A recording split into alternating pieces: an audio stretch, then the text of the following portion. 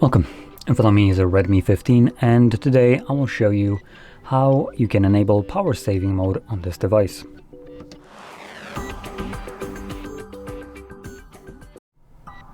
So to get started, you're gonna swipe down from the top of your screen and then swipe down once again to extend the list of visible toggles and locate the power saving mode that for me is located right over here. Once you see it, you can just simply tap on it. It enables itself and you can see that it turns off when device is 50% or fully charged. Well, basically kind of right now, but it will need to be actually charging for it to turn off. And additionally, you can also turn it off yourself by tapping on a toggle once again. So with that being said, if you found this very helpful, don't forget to hit like, subscribe, and thanks for watching.